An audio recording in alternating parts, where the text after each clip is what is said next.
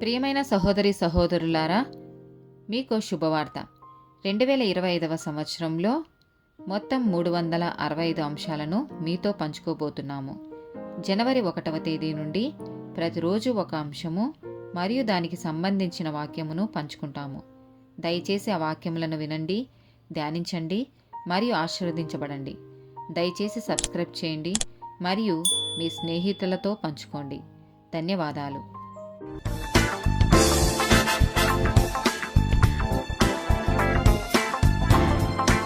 102nd day topic విద్య.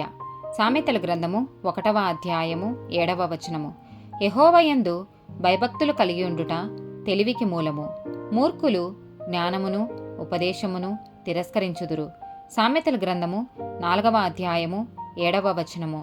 జ్ఞానము సంపాదించుకొనుటయే జ్ఞానం నాకు ముఖ్యాంశము. నీ సంపాదన అంతయు ఇచ్చి బుద్ధి సంపాదించుకొనుము.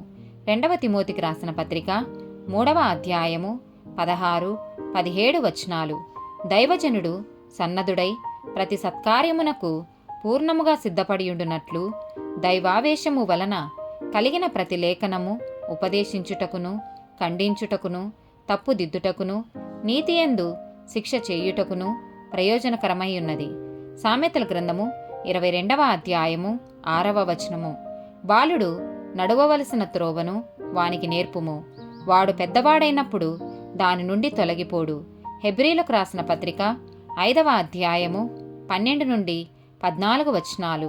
కాలమును బట్టి చూచితే మీరు బోధకులుగా ఉండవలసిన వారై ఉండగా దేవోక్తులలో మొదటి మూలపాఠములను ఒకడు మీకు మరలా బోధింపవలసి వచ్చెను. మీరు పాలు త్రాగవలసిన వారే గాని బలమైన ఆహారము తినగలవారు కారు. మరియు పాలు త్రాగు ప్రతివాడును శిశువే గనుక నీతి వాక్య విషయములో అనుభవం లేని వాడై ఉన్నాడు. వయసు వచ్చిన వారు అభ్యాసము చేత మేలు కీడులను వివేచించుటకు సాధకము చేయబడిన జ్ఞానేంద్రియములు కలిగి ఉన్నారు గనుక బలమైన ఆహారము వారికే తగును. యెహోషువ గ్రంథము 1వ అధ్యాయము 8వ వచనము. ఈ ధర్మశాస్త్ర గ్రంథమును నీవు బోధింపక తప్పిపోకూడదు. దానిలో వ్రాయబడిన వాటన్నిటి ప్రకారము చేయుటకు నీవు జాగ్రత్త పడునట్లు దివారాత్రము దాని ధ్యానించిన ఎడల నీ మార్గమును వర్ధిల్ల చేసుకొని చక్కగా ప్రవర్తించదవు. ఆమెన్.